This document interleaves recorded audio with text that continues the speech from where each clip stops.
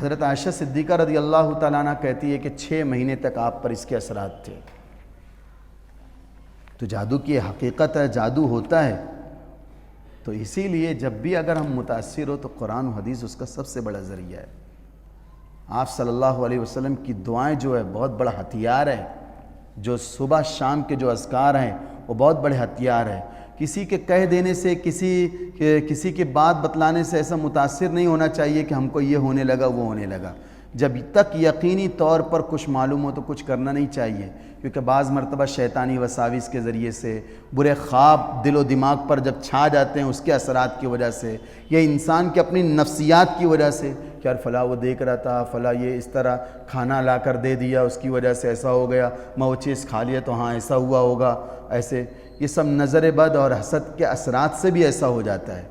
اور بعض پیشہ ور جو لوگ ہوتے ہیں، عاملین ہوتے ہیں، جو بد دین ہوتے ہیں، بے دین ہوتے ہیں، بد پرہیز ہوتے ہیں، وہ شکوک و شبہات کے اندر مبتلا کر دیتے ہیں، اور یہ باتوں سے متاثر ہونے والی سب سے زیادہ عورتیں ہوتی ہیں۔ اصل چیز ہوتی ہے حفاظت۔ انسان اگر حفاظت سیکھ لے کہ اپنی حفاظت، تو پھر سب چیزیں آسان ہو جائے گی۔ اور حفاظت کس سے ہوتی ہے؟ اور حفاظت کرنے والا کون ہے؟ اللہ تعالیٰ ہے۔ اور جب ہم ایمان والے ہیں نا تو اللہ تعالیٰ کی حفاظت میں آ گئے۔ جب ہم نماز پڑھ رہے ہیں نا تو اللہ تعالیٰ کی حفاظت میں آ گئے۔ ہم فجر کی نماز اگر ادا کیے تو مجال ہے کسی کی کوئی نقصان کر دے، ہمارا پہنچا دے۔ اللہ کی سیکورٹی میں آ گئے، ہم اللہ کی حفاظت میں آ گئے۔ مجال ہے ہمارے ساتھ کوئی دھوکہ دے دے۔ اگر دھوکہ دے گا، اگر کوئی برا کرے گا تو اس کا مطلب یہ ہے کہ اگر وہ برائی ہمارے اثر انداز ہو رہی ہے تو پھر اس کا مطلب یہ ہے کہ ہم میں ہی کچھ کمی ہے۔ تو وہی چیزوں کو اختیار کرنا چاہیے جو قرآن و سنت سے ثابت ہے۔ سب سے بنیادی جو بات ہوتی ہے کہ اگر اس طریقے سے ہو جائے تو کیا، تو سب سے بنیادی بات یہ ہے کہ اللہ کی ذات اور اس کی صفات پر ایک مومن کا، ایک مسلمان کا کامل یقین ہونا چاہیے۔ اللہ کی ذات پر پورا بھروسہ ہونا چاہیے کہ اس کے ہوتے ہوئے میرا کچھ نہیں کوئی بگاڑ سکتا۔ اور جب یہ یقین ہو جائے گا، جب یہ ارادہ اور یہ صفت بندے کے اندر یا بندی کے اندر پیدا ہو جائے گی، تو شیطانی قوتیں اور نفسیاتی جو حملے ہوتے ہیں وہ سب زیر ہونا شروع ہو جائے گے۔ کر کے دیکھ لیجیے آپ، جتنا یقین مضبوط ہوگا، جب یقین مضبوط ہو تو بڑی بڑی مشکلات بھی انسان کی حل ہو جاتی ہے۔ اور دوسری بات یہ ہے 5 وقتہ نمازوں کی پابندی، 5 وقتہ نمازوں کی پابندی۔ اور 5 وقتوں کی نماز پڑھیں گے تو ظاہر بات ہے ہم وضو کریں گے، اور جب وضو کریں گے تو وضو بہت بڑی حفاظت کا ذریعہ ہے، بہت بڑی حفاظت کا ذریعہ ہے۔ حدیث میں آتا ہے نا، جب بندہ وضو کرتا ہے تو کلی کرتا ہے، آنکھ میں منہ پر پانی پھیرتا ہے تو آنکھ کے ذریعے سے، منہ کے ذریعے سے، ناک کے ذریعے سے، اعضاء وضو کے ذریعے سے سب گناہ جھڑتے چلے جاتے ہیں۔ جب گناہ جھڑ جاتے ہیں تو ظاہری باطنی بیماریاں کیوں نہیں دفع ہوگی؟ اس وقت تو نیت کر لیں، ہم نیت کر لیں وضو کرتے وقت تو کہ اے اللہ جس طریقے سے آپ نے اس وضو کو ذریعہ بنایا گناہوں کے جھرنے کا، میری اس بیماری کو بھی ذریعہ وضو کو ذریعہ بنا دے۔ اسی طریقے سے جو سحر و آسیب ہے اس کو ذریعہ بنا دے۔ پھر دیکھیے وضو کے اندر ہے طاقت، اور سب سے بڑا حصار اور بندش ہے وضو، باوضو ہونا۔ جتنا جو باوضو رہے گا سحر کام نہیں کرے گا، آسیب کام نہیں کرے گا۔ باقاعدہ ایک بد کی زبانی ہے کہ ہمارا عمل ایسے لوگوں پر جو باوضو ہوتا ہے ان پر نہیں چلتا ہے۔ 2 چیزیں بتلایا تھا، جو باوضو ہوتا ہے ان پر ہمارا عمل کارگر نہیں ہوتا ہے، اور دوسری بات حرام کمائی سے جو بچتا رہتا ہے اس پر بھی ہمارا عمل کارگر نہیں ہوتا ہے۔ اس کا مطلب حرام کمائی کی آمیزش اگر ہمارے روپیوں پیسوں میں، ہماری غذاؤں کے اندر ہے تو اثر انداز ہوں گے، ہم شیطانی وساوس کا بھی شکار ہوں گے، اسی طریقے سے برائیوں کے اندر بھی مبتلا ہوں گے، گناہوں کا بھی شکار ہوں گے، اور نظر بد کے بھی اثرات ہم پر پڑیں گے۔ موضوع بہت بڑی چیز ہے۔ جہاں حرام کمائی کا ایک لقمہ آیا تو اس کا مطلب شیطان کو انٹری کا ایک ذریعہ مل جاتا ہے، جادو کو ایک ذریعہ مل جاتا ہے، اس کو تقویت ملتی ہے اس چیزوں سے۔ اب جیسے جو نمازی نہیں پڑھتا ہے اور ان چیزوں سے متاثر ہے تو ظاہر بات ہے نمازی نہیں پڑھے گا تو ان کو تقویت ملے گی جادو کو، کہ نماز نہیں پڑھ رہا ہے، بس اس کو اور طاقت ملتی جائیں گی، وہ بڑھتا چلا جائے گا وہ چیز۔ اب جو شخص 5 وقتہ نمازوں کی پابندی کرے گا، شریعت کی بتلائی ہوئی باتوں کا کیا کرے گا، اہتمام کرے گا، اور جب بندے کا تعلق اللہ سے مضبوط ہو جائے گا تو اس پر کسی کا بس چل ہی نہیں سکتا۔ ان قلوب بنی آدم بین اصبع الرحمن یقلبها کیف یشاء، کہ تمام انسانوں کے دل جو ہیں رحمان کی 2 انگلیوں کے درمیان ہے، جس کے ساتھ جیسا چاہتا ہے ویسا دلوں کو پھیر دیتا ہے، شیطان کا بس نہیں چلے گا۔ اور تیسری چیز یہ ہے ہر وقت پاکی کا اہتمام کرنے کا۔ جادو سے، نظر بس سے حفاظت اگر چاہتے ہو تو وقت یہ ہر وقت پاکی کا اہتمام، باوضو ہر وقت رہے تو بہت اچھا، رزق میں بھی برکت رہے گی اور اسی طریقے سے گناہ بھی نہیں ہوں گے۔ ہر وقت پاکی کا اہتمام کرنے کا۔ اور اس سے جو ہوتے ہیں نا، جو عورتیں جو ہوتی ہے چھوٹے بچہ گود میں ہوتا ہے تو ناپاک ہو جاتی ہے، اہتمام نہیں کرتے ہیں، اور اسی لیے اس مرض کا زیادہ شکار ہوتے ہیں۔ چھوٹا بچہ پیشاب کر دیا، رات بھر پیشاب میں پڑا ہوا ہے، وہ ظاہر بات ہے متاثر ہوں گی، وہ گھر کے افراد متاثر ہوں گے، شیطان کو ایک انٹری کا ذریعہ مل گیا، وہ ناپاکی۔ اسی طریقے سے پیشاب کے اگر جو اثرات ہے بدن پر لگ گئے تو اس کو بھی دیکھنا چاہیے۔ نوجوان جو بچے ہوتے پیشاب کرتے وقت پانی نہیں لیتے ہیں تو متاثر ہونے لگتے ہیں، برے خیالات آنے لگتے ہیں، شیطانی وساوس کا شکار ہو جاتے ہیں۔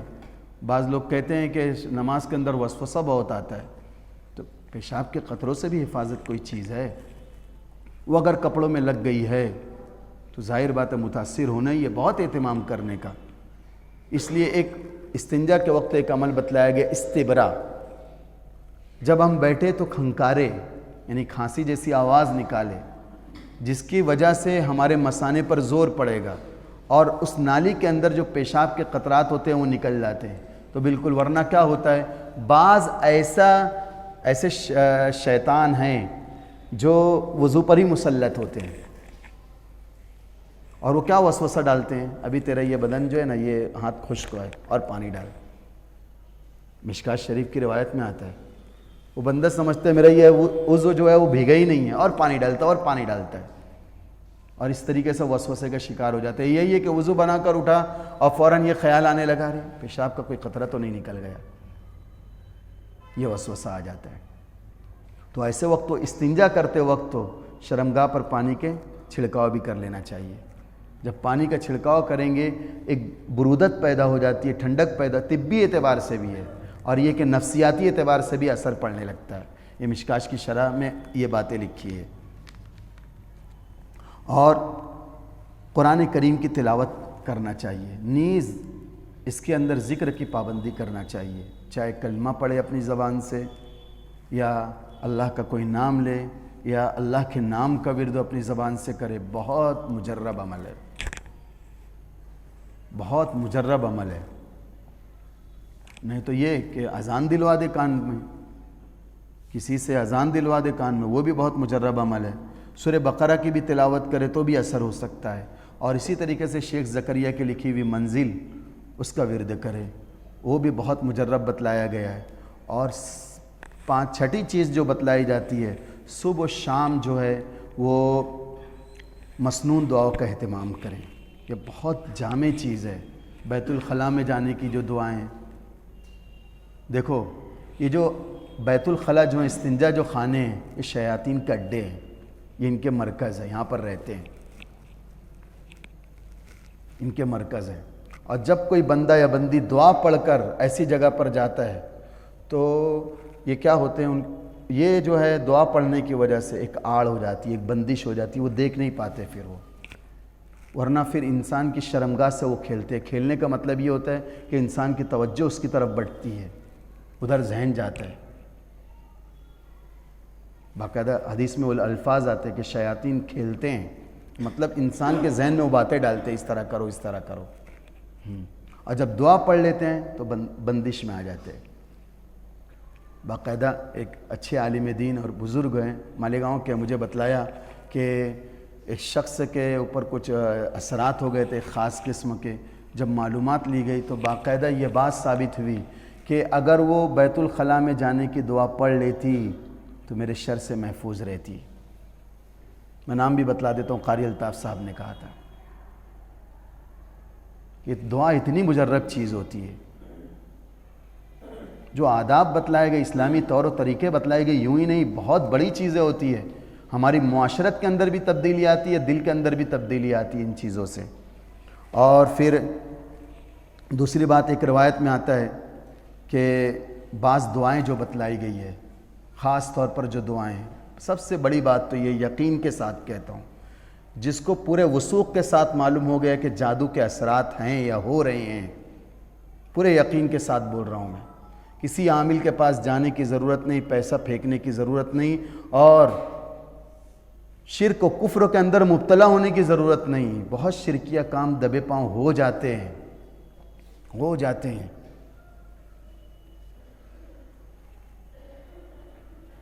کیا بتلایا جائے؟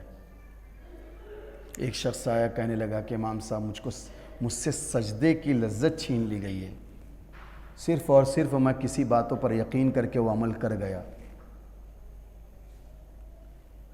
پاس سفلی علم کی طرف میں اپنا قدم بڑھا دیا اور اپنے گھر میں کرا لیا۔ کیا بتلایا ہے؟ بعض ایسے لبادے میں ہوتے ہیں جو لگتے ہیں کہ بڑے اچھے ہیں، لیکن بس یہ کہ ناموری کے خاطر یا یہ کہ پیسوں کے خاطر شرکیہ کام کرتے، سفلی علم کرتے ہیں، سفلی علم کرتے ہیں۔ کیوں؟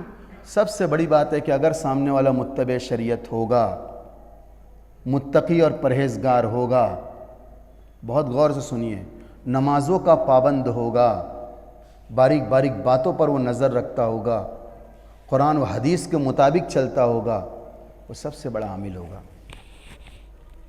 چاہے وہ سورہ فاتحہ بھی پڑھ کر دم کر دے تو بڑی تبدیلی آ جائے گی، یقین کے ساتھ کہتا ہوں۔ اور یہ جو قرآن ہے، قرآن کی آیتیں کس کو ملی ہے؟ کیا صرف وہ عامل کو صاحب کو ملی ہے؟ شفاء للناس کہا گیا تو سب کے لیے شفا ہے، میرے تمہارے سب کے لیے شفا ہے۔ ایک یقین کے ساتھ سورہ فلق سورہ ناس پڑھیے، نہیں تبدیلی آئی تو کہنا۔ ہر نماز کے بعد 11 مرتبہ پڑھ لیجئے، بہت اثرات ہیں، ورنہ 3 مرتبہ پڑھ لیجئے۔ بہت زیادہ اثرات ہیں تو ایک ترتیب یہ بتلائی جاتی ہے کہ 103 مرتبہ آپ درود شریف شروع میں نہیں آخر میں پڑھنے کا، اور پھر اس کے بعد پانی پر دم کرنے کا، اور وہی پانی استعمال کر لو۔ جب وہ یہودی کے جادو پر گریں کھل گئی تھی آپ صلی اللہ علیہ وسلم کے پڑھنے کی وجہ سے، تو ہم پر جو جادو کیے اس پر کیوں نہیں گریں کھلے گی؟ اور ایک خاص بات بتلا دوں میں آپ کو کہ ہم سمجھتے ہیں کہ ہمارے پیچھے اتنے سب لگے ہیں ہمارے دشمن، پھر انسان نہ بہت اپنوں سے ڈرنے لگتا ہے، بھائیوں سے ڈرنے لگتا ہے، بہنوں سے ڈرنے لگتا ہے، تعلقات کو خراب کر دیتا ہے، بات بند کر دیتا ہے۔ مفتی تقی عثمانی صاحب نے کہا کہ اپنے والد صاحب سے کہا کہ حضرت یہ جو بعض لوگ اس طریقے سے یہ جو کہتے ہیں کہ جادو ہو جاتا ہے، اس کی کیا حقیقت ہے؟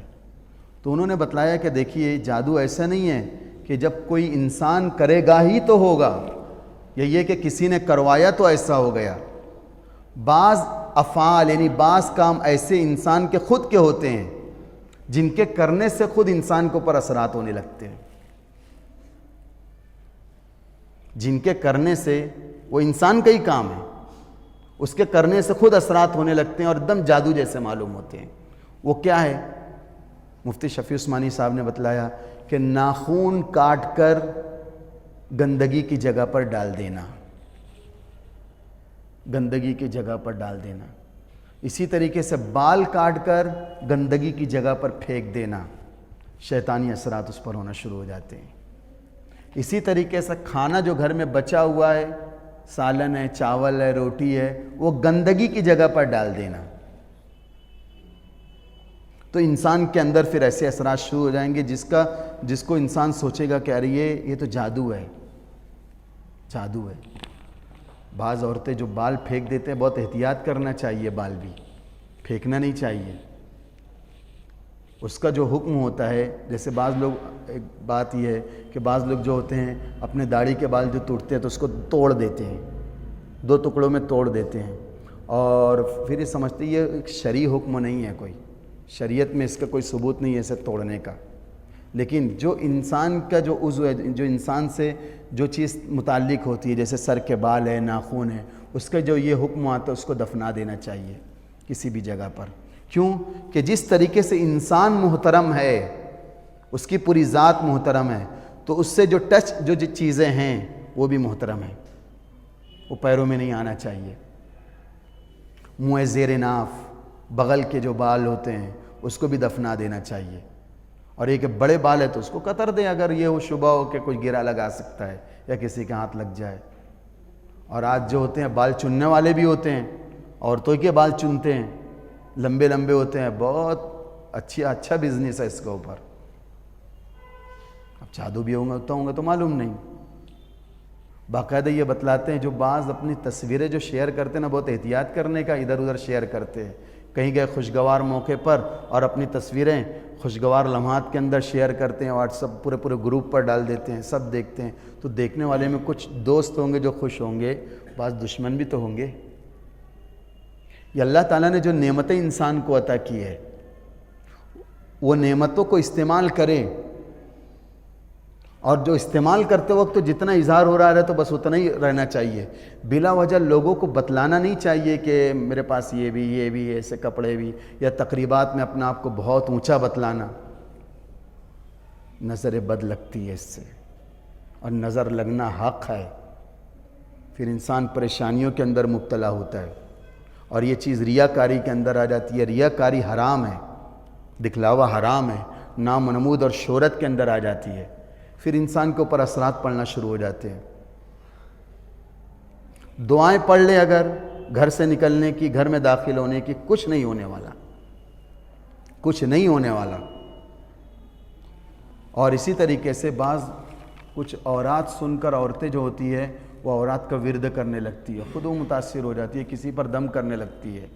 بہرحال جو آصف زدہ ہو، جو سحر زدہ ہو، ان کے اوپر دم نہیں کرنے کا، خاص طور پر عورتوں کو۔ مرد وہ پڑھتا ہے کریں وہ، کیونکہ ان کے ناپاکی کے بھی ایام آتے ہیں۔ اور یہ کہ دیکھو نظر بد جب لگ جاتی ہے تو اس کا بھی طریقہ بتلایا گیا ہے۔ سورہ نون کی جو آخری آیت ہے، وَإِن يَكَادُ الَّذِينَ كَفَرُوا لَيُزْلِقُونَكَ بِأَبْصَارِهِمْ لَمَّا سَمِعُوا الذِّكْرَ وَيَقُولُونَ إِنَّهُ لَمَجْنُونٌ وَمَا هُوَ إِلَّا ذِكْرٌ لِّلْعَالَمِينَ وَمَا هُوَ إِلَّا ذِكْرٌ لِّلْعَالَمِينَ۔ یہ دو آیت ہے، رٹ سکتے ہیں، بہت مجرب ہے، بہت مجرب ہے۔ جادو ٹوٹ سکتا ہے، نظر کیسی بھی لگی ہے ٹوٹ سکتی ہے اس کو پڑھنے سے۔ باقاعدہ تجربہ بھی ہے۔ ایک خاتون تھی، کئی عاملوں کا چکر کاٹ کے اتنے پیسے برباد ہو گئے، یہ سب ہو گیا، فلاں 5,000، فلاں 4,500، فلاں یہ چیز، فلاں یہ چیز۔ ایک اللہ کے نیک بندے نے صرف پانی پر دم کر کے یہ آیت دے دی کہ میں سنا تھا کسی وقت کہ اس سے نظر کا علاج ہو جاتا ہے، بھڑ بھڑ الٹی ہوئی۔ پھر کیا ہوئی، وہ ایسی چیز نکلی کہ جو کھائی تھی میں مجمع عام کے اندر، وہ نظر لگ گئی تھی، جو آئی تھی سہاروں کے ذریعے سے وہ بے سہارا ہو کے جا رہی ہے بالکل۔ اس طرح ہوتا ہے۔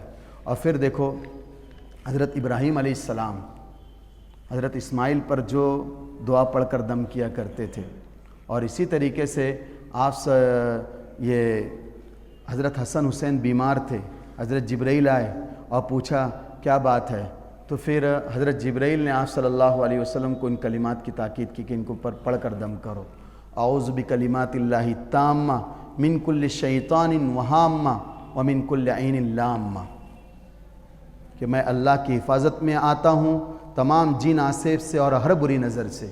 جو ہی پڑھ کر دم کیا وہ کھیلنے لگے بچے۔ 3 مرتبہ پڑھ کر اپنے بچوں پر دم کر دو، اور یہ حدیث سے ثابت ہے یہ سب دعائیں۔ بہرحال جب یہ سب چیزیں استعمال کرنے کے بعد بھی خاص فرق نہیں پڑ رہا ہے، پہلے تو یقین کی مضبوطی، پھر متبع سنت کی اتباع کرنے والے عامل کی طرف رجوع ہونا چاہیے۔ آپ سوچ رہے ہوں گے کہ امام صاحب اتنے سب بتلا رہے تو اچھے خاصے عامل بھی ہوں گے، تو دیکھو عامل نہیں ہوں میں، لیکن یہ جو دعاؤں کی کتاب ہے، علماء نے جو اپنے تجربات کی جو بات لکھی ہے وہی سب کو میں پڑھ کر آ کر بتلا رہا ہوں، عامل نہیں ہوں میں بھی ان دعاؤں کا اہتمام کرتا ہوں۔ ہاں بہرحال اب یہ یہودیوں کی بات آ رہی تھی کہ یہودیوں نے ان کے اوپر جادو کر دیا، یہ جادو سکھلاتے تھے لوگوں کو اور ورغلاتے تھے کہ دیکھو یہ اچھی چیز ہے۔ تو ایک روایت میں آتا ہے یہودیوں کے بہت بڑے عالم تھے، حضرت کعب احبار، پہلے بہت بڑے عالم تھے، یعنی جن پر یہود لوگ بہت اعتماد کرتے تھے، وشواس کرتے تھے کہ ہاں یہ ہمارے بہت بڑے ہیں۔ حضرت عمر کے دور کے اندر یہ مسلمان ہو گئے تھے۔ اب ظاہر بات ہے جب یہ مسلمان ہو گئے تو یہود ان سے بہت جلنے لگے تھے اور کوششوں میں رہتے تھے کیسے ان کو ذلیل کریں، رسوا کریں اور ان کو راہ راستے پہ سے ہٹا دیں۔ تو انہوں نے کہا کہ اگر میں چند کلمات جو ہے جس کو میں پڑھتا رہتا ہوں، اگر یہ کلمات نہیں پڑھتا تو یہود جو ہے مجھ کو گدھا بنا دیتے، یہود جو ہے مجھ کو گدھا بنا دیتے۔ باقاعدہ وہ کلمات بھی، یعنی ان کلمات کی تلاوت کرتا ہوں میں، اعوذ بوجہ اللہ العظیم الذی لیس شیء اعظم منہ وبکلمات اللہ التامہ التی لا یجاوزہن بر ولا فاجر وباسماء اللہ الحسنى کلها ما علمت منها وما لم اعلم من شر ما خلق وزرع وبرع۔ یہ دعا ہے، اگر اس کو میں پڑھتا نہیں رہتا تو یہود جادو سے مجھے گدھا بنا دیتے۔ اب خود یہودی رہ چکے ہیں پہلے تو ان کو بہت اچھا علم ہوگا اور اس کے اثرات بھی محسوس کرتے تھے، دعاؤں کی کتابوں میں ملتے ہیں، اس کو بھی پڑھتے رہنے کا۔ اور ایک جو چیز آتی ہے دعائے انس، بہت مجرب چیز ہے، صبح ایک مرتبہ پڑھ لینے کا، پی ڈی ایف میں بھی ملتی ہے۔ مولانا عبدالرؤف کھروئی کی جو ہے وہ ایک امیج ہوتی ہے، وہ چھوٹی سی وہ نہیں، وہ پی ڈی ایف بھی ہے تو باقاعدہ، اور کتابوں کی شکل میں ہے۔ اور انشاءاللہ میں خود کوشش کر رہا ہوں، ایک کتابچہ میرے ہاتھ لگا ہے چھوٹا سا دعائے انس کے نام سے، اس کو ٹائپ کروا کر انشاءاللہ فی سبیل اللہ تقسیم کروا دیں گے۔ بہت مجرب ہے عمل۔ حضرت انس رضی اللہ تعالیٰ عنہ کو آپ صلی اللہ علیہ وسلم نے کلمات سکھلائے تھے۔ حجاج ابن یوسف کیسا ظالم بادشاہ تھا، جب سامنا ہوا تو حضرت انس بھی ڈر نہیں رہتے، ہر بات کا جواب دے رہے تھے، ہر بات کا جواب دے رہے تھے، ڈر نہیں رہے تھے وہ بھی۔ اور جب کہ اس کے سامنے جواب دینا اپنے آپ کو ہلاکت کے گھڑے میں ڈالنا ہے، قتل کر دیتا تھا، بڑے بڑے تابعین کو قتل کر دیا اس نے۔ اب جب ان سے کہا گیا کہ آپ کیا بات ہے کہ اتنا نڈر ہو کر، بے باک ہو کر حجاج بن یوسف کے سامنے جواب دے رہے ہیں اور وہ آپ پر قابو بھی نہیں پا رہے، تو پھر انہوں نے کہا تھا کہ مجھے آپ صلی اللہ علیہ وسلم نے چند کلمات سکھلائے کہ اگر تم اس کو پڑھا کرو گے تو لوگوں کے شر سے محفوظ رہو گے، دعائے انس کے نام سے۔ تو حجاج ابن یوسف سے بھی پوچھا کیا بات ہے، آپ ان پر قابو کیسے نہیں پائے؟ تو کہا کہ جب میں ارادہ کرتا تھا آپ کو تکلیف دینے کا یا قتل کا تو ایسا لگتا تھا ان کے کاندھے پر دو شیر ہیں جو میری طرف آگے بڑھ رہے ہیں، باقاعدہ روایتوں کے اندر آتا ہے۔ تو بہرحال یہ عاملوں کا چکر، خاص طور پر میں عورتوں کو بول رہا ہوں، عاملوں کا چکر چھوڑو۔ ابھی گزشتہ ہفتہ ایک خاتون کے ذریعے ایک بات معلوم پڑی، ایک عامل نے 1,00,000 روپیہ لیا، کام کچھ نہیں کیا، 1,00,000 روپیہ لیا۔ ایک شخص نے اپنے گھر میں 65,000 کی بندش کروایا۔ کیا ہے یہ سب؟ بعض عورتیں اپنے شوہر سے چھپ کر بہت سارے کام کر جاتی ہے، بعض علماء نے کہا کہ وہ کفر کے اندر مبتلا ہو جاتی ہے، ایمان سے ہاتھ دھو بیٹھتی ہے۔ بہت احتیاط کرنا چاہیے۔ ارے ذکر کی مجالس میں شامل ہو جاؤ، درس میں نیت لے کر شامل ہو جاؤ کہ قرآن سنیں گے، شفا بتلائیے، اس میں شفا ہوگی۔ قرآن اس نیت سے کبھی لے کر بیٹھو کہ میرے دل کی گندگیاں بھی دور ہو جائے اور میری روحانی جو بیماریاں ہیں، باطنی جو بیماریاں ہیں دور ہو جائے، تو دیکھو آپ کیسا محسوس کریں گے، انشاءاللہ ضرور محسوس کریں گے۔ آدمی اگر ڈپریشن میں اور اس کا ٹینشن کا شکار ہے تو وضو بنا کر مسجد میں آ کر بیٹھ جائے، دیکھو کیسے سکون ملنا شروع ہو جائے گا۔ گھر میں پڑے رہیں گے، کروٹیں بدلتے رہیں گی، فجر کی اذان ہو جائیں گی، یوں ہی کروٹ بدلتے رہیں گے، جیسی اذان ہوگی شیطان سلا دے گا۔ یہدیء کما یہدیء الصبی، وہ ایسا سلا دیتا ہے جیسا کہ بچوں کو پھسلایا جاتا ہے۔ اس طریقے سے سلا دیتا ہے، اسی وقت تو سلاتا ہے۔ رات بھر نیند نہیں آئے، بے چینی کے اندر گزری رات، لیکن اس وقت تو آنکھ لگ جاتی ہے تو سکون مل جائے گا۔ الا بذکر اللہ تطمئن القلوب کیوں کہا گیا ہے کہ اللہ کے ذکر کے اندر ہی دلوں کا اطمینان ہے۔ یہ روپیہ پیسہ پھینکنے سے کوئی فائدہ نہیں ہوگا۔ ہاں کوئی اگر عامل و متبع سنت ہو تو پھر اس کے پاس جا کر اپنے مسائل رکھنا چاہیے۔ اللہ رب العزت ہم سب کو سحر و آسیب سے، بری نظروں سے، ہمارے بچوں کی، ہماری آئندہ نسلوں کی حفاظت فرمائے۔